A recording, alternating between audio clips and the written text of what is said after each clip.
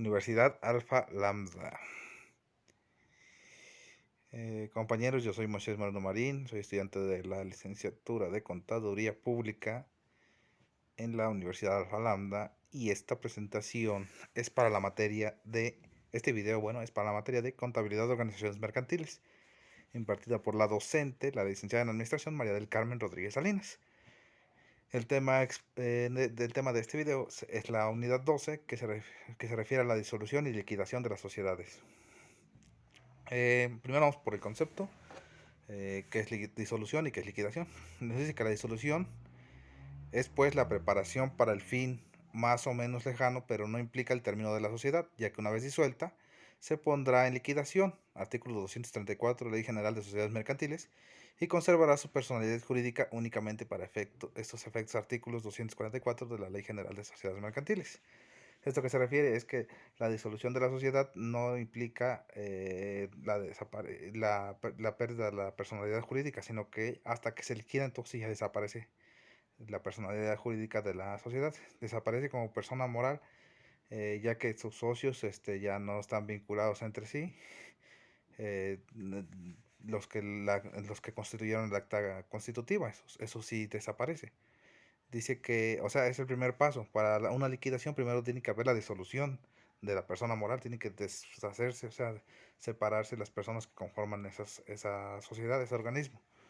Y dice que la liquidación debe estar a cargo de dos o más liquidadores, que son representantes legales de la sociedad. Si no se escogen al momento de pactar la disolución de la sociedad, o sea, cuando se hace una asamblea general para pactar la disolución, ahí se debe de elegir a esas personas, uno o dos liquidadores. La autoridad puede escogerlos de entre los socios. Los administradores deben entregar a los liquidadores todos los bienes, documentos, estados financieros y otros a los liquidadores para que se haga un inventario de los activos y pasivos sociales. O sea, ya la administración entrega todo el control a esas personas sobre todos los activos y pasivos de la organización. Y para que exista una disolución debe ser aceptada entre los socios dependiendo de la especie de sociedad mercantil que se haya erigido. Esa es ahí en la Ley General de Sociedades Mercantiles nos dice cuáles son las características que debe de tener para que se pueda pactar. Los aspectos legales de una disolución y liquidación de una sociedad mercantil, pues que se le otorgan las facultades a los liquidadores, como yo les digo, o sea, aspectos legales es que el primero es que los socios deben de estar de acuerdo en donde se pacta la disolución, en una asamblea extraordinaria que es para la disolución de la sociedad, y después ya se eligen a los liquidadores. Y los liquidadores, los aspectos legales son que ellos deben de concluir, deben hacer estas acciones, deben concluir las operaciones sociales que hubiesen quedado pendientes al tiempo de la resolución. Eh, Deben cobrar lo que se deba a la sociedad y liquidar lo que está a deuda, lo que está a deuda, o sea, cobrar a sus clientes y pagar a proveedores y así, ¿cómo se dice? A acreedores de la sociedad que sí tiene préstamos. Vender los bienes de la sociedad, los artículos, el pasivo fijo que se tiene y los inventarios, todo eso se puede vender, los debe de vender. Debe liquidar a cada socio accionista en proporción del importe de su inversión, o sea, en porcentaje de lo que se obtenga es lo que se le va a otorgar. Eh, Formular el balance de liquidación con la debida discusión y aprobación de los socios accionistas, o sea, los accionistas deben aprobar el balance final para ya el término de la sociedad, la liquidación de la sociedad, y debe tener del registro público de comercio la cancelación de la inscripción de la escritura constitutiva de la sociedad una vez concluida la liquidación. Se debe cancelar su registro ante el registro federal, el registro público del comercio. Lo que el Código Civil nos dice, bueno, el Código Civil habla de la disolución de las sociedades en su artículo 2726, que dice que una vez disuelta la sociedad se pondrá inmediatamente en liquidación, la cual se llevará a cabo dentro de un plazo de 6 meses, salvo pactado lo contrario. Además debe agregarse la razón social o denominación social en las palabras en liquidación a la razón social de la empresa, al nombre de la empresa o de la sociedad. Al nombre de la sociedad se le debe añadir esta frase cuando ya está en liquidación, y aquí nos dice que dentro de un plazo de 6 meses debe de llevarse a cabo la liquidación, una vez que se haya levantado la disolución, se haya pactado una disolución de la sociedad.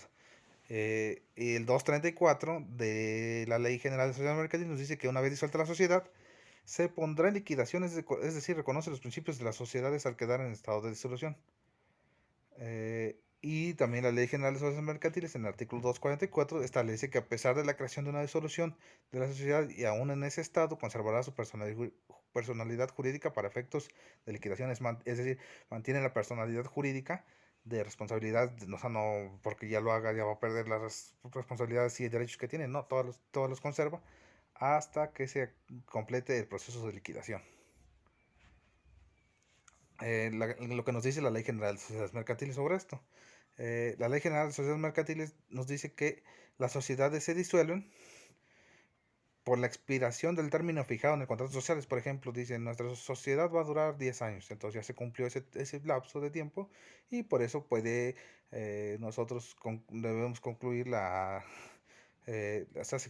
expiró el término fijado en el contrato que habíamos hecho de la sociedad, entonces ya se debe de disolver y liquidar esa sociedad.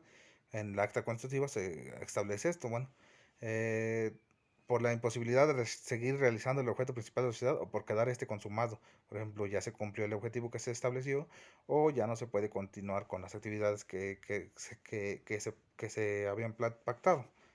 Por acuerdo de los socios, tomado de conformidad con el contrato social y con la ley.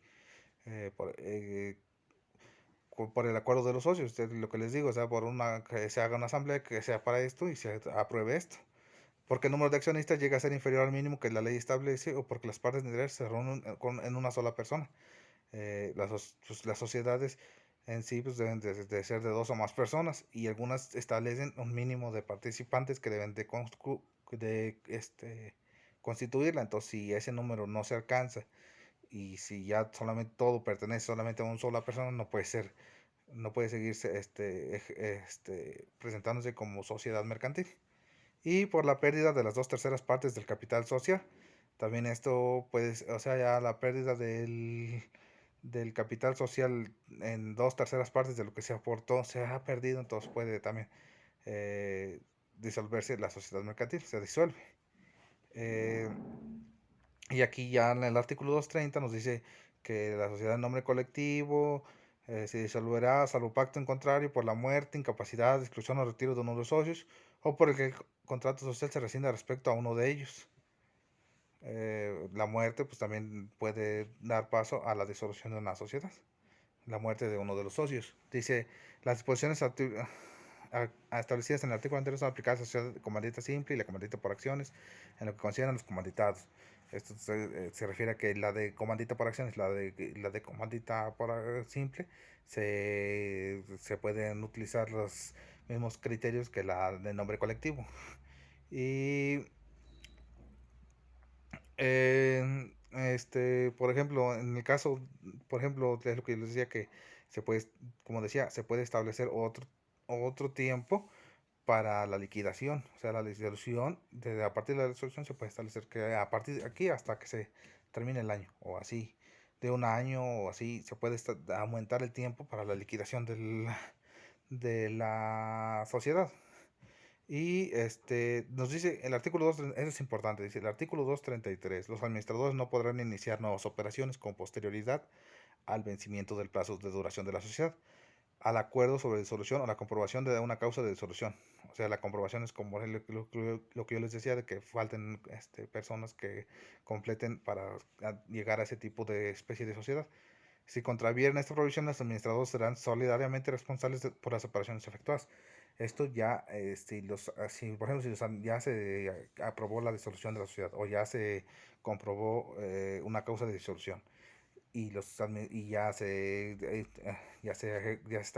ejecutó la disolución, si los administradores siguen haciendo operaciones en nombre de la sociedad, porque ellos son los que controlan las acciones de esa entidad, entonces ellos los responsables ya no serán los accionistas, sino la responsabilidad caerá sobre los administradores por haber hecho esas acciones.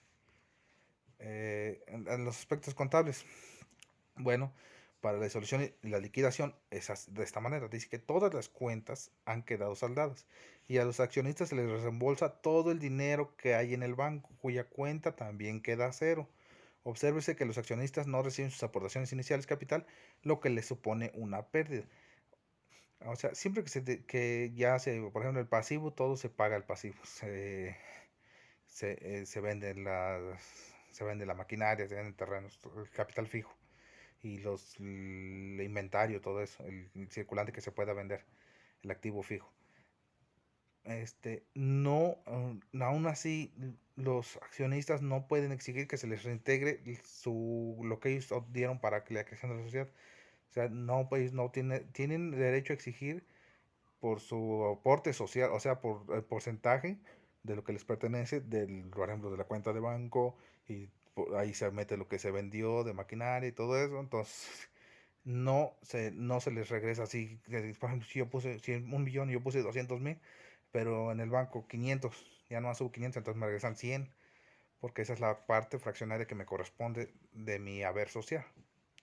Y entonces, ese proceso cuenta con dos pasos, que sería el cierre de la contabilidad. El primer paso dice que antes de la regularización realizamos las operaciones propias de un cierre, como puede ser la amortización, ajustes de existencias, periodificación, regularizar la contabilidad para llegar al resultado de la fecha de la solución. O sea, hacemos un estado de resultados, un balance final, hasta el momento donde ya se pactó la disolución, distribuir los beneficios en caso de que se hubiera decidido por la Junta realizar el asiento de cierre. O sea, esos son los asientos de cierre. Y el segundo es el proceso de liquidación. A partir de este momento, los liquidadores comenzarán sus funciones. La contabilidad en este momento ya no la lleva la administración, sino se pasa a manos de los liquidadores, que serían las personas que harían que yo le estoy diciendo, el balance final, el estado de resultados final, y la distribución del haber social a las personas, la liquidación de los pasivos, por ejemplo, pagar las deudas de la sociedad y cobrar a los clientes, por ejemplo, cobrar los activos que tiene la empresa, la sociedad, sus activos, cobrarlos a su favor. Y en aspectos fiscales dice que en liquidación, en los casos en que una sociedad entre en liquidación, sea fusionada o se escinda, o sea que desaparezca, y de paso una nueva, siempre que la sociedad descendente desaparezca, el ejercicio fiscal terminará anticipadamente en la fecha en que entra en liquidación. O sea, ya se toma como término de ejercicio cuando se liquida. Cuando se liquida, ya, ahí llegan las causas y la causal de impuestos y de fiscalización por parte de las autoridades. Y dice que en el primer caso se considerará que habrá, cuando es escindente, un ejercicio por todo el tiempo en la que la sociedad esté en liquidación. Cuando las leyes fiscales establezcan que las contribuciones se calculen por mes, se entenderá que corresponde al mes de calendario. Así, o sea, las contribuciones que se pagan por mes, o los anticipos que se dan por mes, ahí es donde termina. Cuando ya es la disolución, ya no hay más actividades, ya no se genera más, hasta ahí ya se toma como pago de impuestos y fiscalización por parte de las autoridades. Gracias, compañeros de la Licenciatura de Contaduría Pública.